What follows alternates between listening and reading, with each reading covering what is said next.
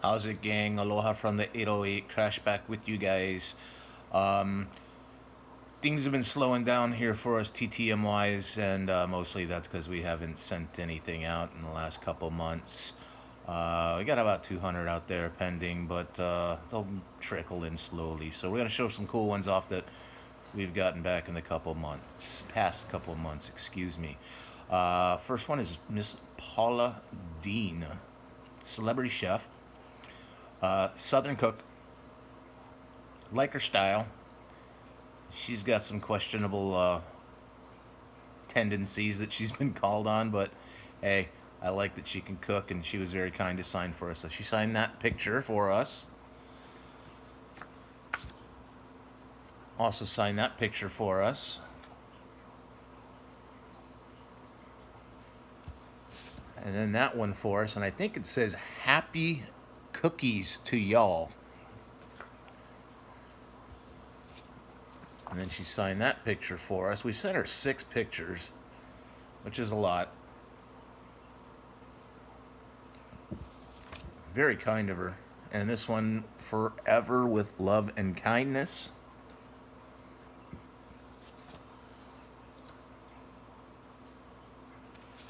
And I can't make out what this one says. To somebody. Jace with much love. Paula Dean. I don't know who Jace is. Maybe they got mixed up. But, sorry, Jace. And then we got this one that says, hey, Maddie, sending you love and best dishes. Paula Dean 2022. We also sent her a letter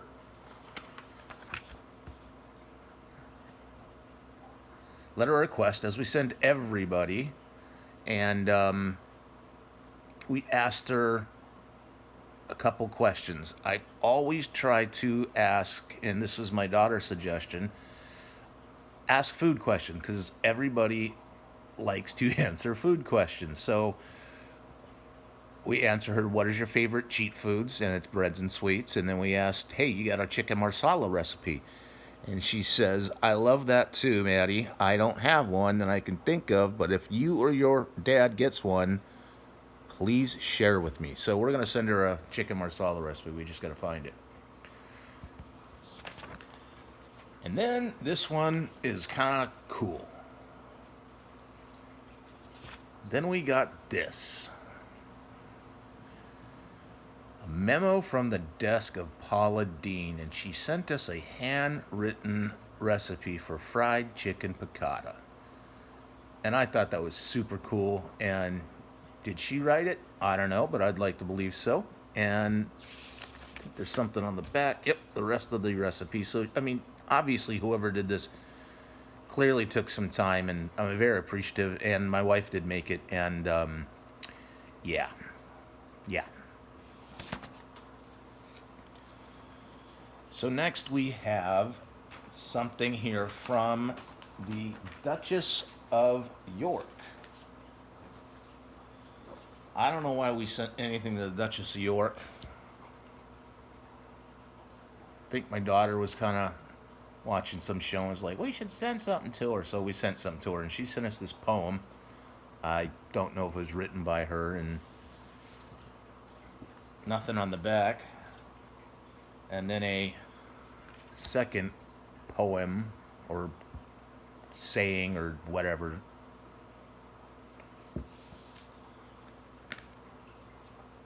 And then she signed a index card for us.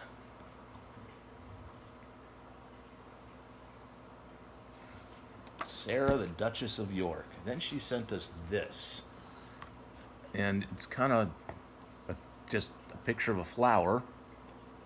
And then on the back, Dear Madeline, with best wishes, Sarah, Duchess of York. So that's cool. And then she also sent, kind of doesn't show up really well in the frame, but that's pretty much the gist of it. And it's just a picture on a piece of white cardboard, signed Sarah. So that's really cool. Duchess of York. Thank you. And then lastly, this one is not a TTM. This is another one of my. Well, I got a lot of embarrassing sports stories because clearly I'm just a moron.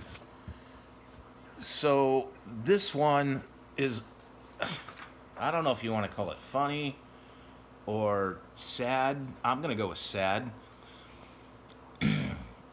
So it was Game 7 of the Coyotes and the Anaheim Ducks. I don't recall the year. I want to say mid 90s. Um, and my mom and I went to the game. She got really nice tickets and she said, "Hey, do you want to go?" And that's kind of the last thing you want to do is go to the game with your mom, but free tickets, Game 7. Heck yeah, I'm in. So we go to the game and it goes into overtime. I believe it was 0-0. Maybe it was 1-1. I don't recall. And the Ducks scored in overtime to win, and the Coyotes' season was over, and the Anaheim Ducks advanced. All right, so this is where it gets weird. Everybody in Phoenix knew that the coach, Jim Schoenfeld, if he did not win that game, he was going to lose his job. I mean, that being in the sports casting industry, everybody knew if he didn't win that game, he was out of a job. So we're sitting there, Ducks score, game's over, and I'm a stupid kid, mid 20s, and I used some choice words, and I said something along the lines of, and yeah, I'm gonna skip the f bombs that I'm sure I threw in there because I was an avid fan, and I was like, "Way to go, Schoenfeld! Thanks for screwing this up. Thanks for visiting us in the valley. Now get the heck out of here," or something along those lines. It was inappropriate.